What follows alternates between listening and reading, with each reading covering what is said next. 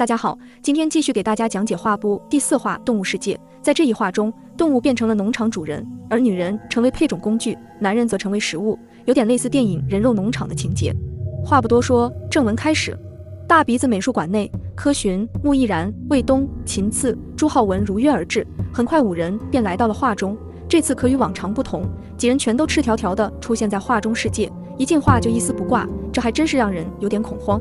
过了10来分钟，从草地另一端跑来了3个男青年，叫董栋、圆圆、毕竟，他们同样也是赤裸裸的，加上他们3个也不过才8人，按理说还有5人才对，但他们等了许久都没等到，难道这次的入画规则改变了？穆毅然表示不用再等了，女生应该是在另一处地方。为了了解情况，秦次和穆毅然在周围随便挑了一个中年老哥，问他们正在干嘛。没想到中年老哥说这里是牛马农场，大家现在正在放风。老哥还好心地劝他们不要去惹这儿的老大莫某。几人顺着老哥的手望去，只见一个拥有8块腹肌的男人正在思考人生。正当几人互相熟悉时，一声哨声传来，周围的裸男纷纷起身，朝远处的一排房舍走去。柯寻一行人也跟随大部队前行。来到房舍前，众人惊呆了，站在他们前面的是一个巨大的巨牛，他身穿背带裤，里面是一件白色的大背心，正拿着哨子在不停地吹。裸男们听到哨声后，争先恐后地冲向那排监狱般的房舍。柯寻木毅然恍然大悟，原来这次的画中世界，这些牛才更像是人，而他们只能算是牲畜。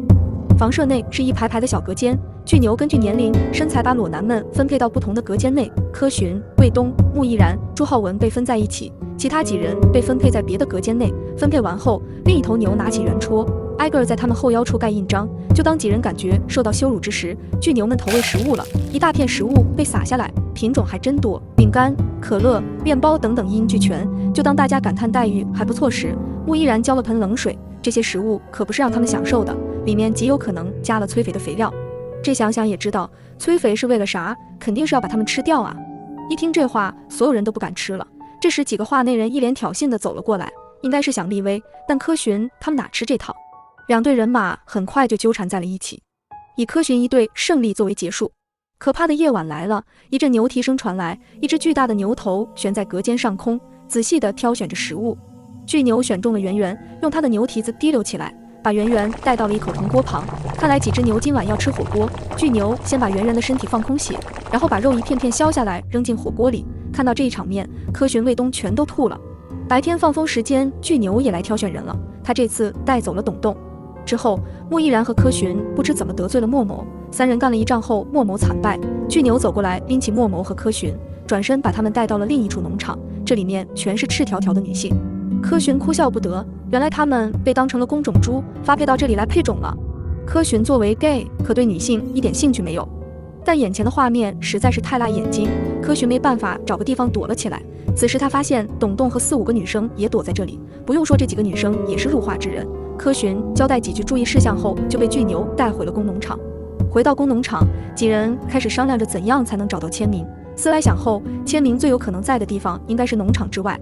夜色降临，巨牛今晚居然没来选食物，也许今晚被选中的是女人那边的农场。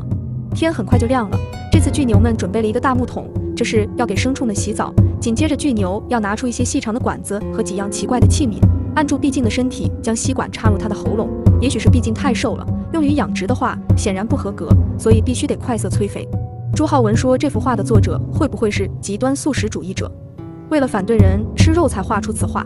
但这对寻找签名并没有帮助。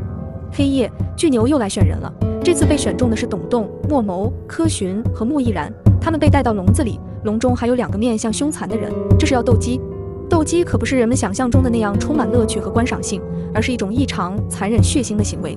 没想到今天竟然经历了一场斗人比赛，经过一轮轮厮杀，最终只有穆毅然和柯寻活了下来，其他战败的人都被巨牛拿去红烧了。晚上，柯寻和穆毅然被巨牛带到了车上，可能是要去地下赌场。在路上，2人继续研究这幅画的主题。此画的作者叫 Lex， 他可能是一位动物爱好者，他画出此画的原因也许是为了反对动物虐杀。穆毅然怀疑画者本身曾养过动物，而这动物则经历过被人虐杀事件，而这种动物应该是狗，代表作者签名的也极有可能是一只狗。为了能尽快回到农场寻找签名，穆毅然选择装死迷惑巨牛，果然巨牛上当了，把他们又带回到农场。为了找狗，众人只能想办法逃出农场，还好有一个栅栏是可以钻出去的。但有点圣母心的科寻不想放弃那几个姑娘，于是想办法把她们带了过来。所有人都在拼命的逃跑，后面也传来了蹄声和狗吠声。狗终于现身了，看到狗出现了，科寻冲那几个姑娘喊着别跑了，但几个姑娘是新人，根本没有足够的理智，还在继续朝前跑去。科寻只能叹息，而后盯紧已经跑进的那条拉布拉多犬。大狗近在咫尺，科寻做好准备，在大狗掠过脚下的那一刻跳到了它的背上。大狗朝着森林中亮起的一片耀眼金光冲去，在通往金光途中，一幅幅悲惨的画面在科寻两侧掠过，那正是这条大狗被人虐杀的场景。就在恍惚的当口，科寻从画中出来，卫东、穆毅然、秦次、朱浩文也紧跟其后。离开展厅前，众人还是忍不住回头看了看这幅激烈又极端的动物世界。那条金色的拉布拉多犬似乎与整幅画的画面格格不入，它不属于巨牛豢养的狗，它的存在像是与牛与人都十分平等并且和谐。它游离于画面之外，又镶嵌于这个世界之中。它守候在森林的边缘，随时等待着帮助一切需要帮助和陷于困境的生灵。它的叫声很凶恶，但它的眼睛很善良。信任与善待它的得到了救赎，误解或排斥它的亲手将自己推离了它的帮助，在这幅画里断绝了自己的生路。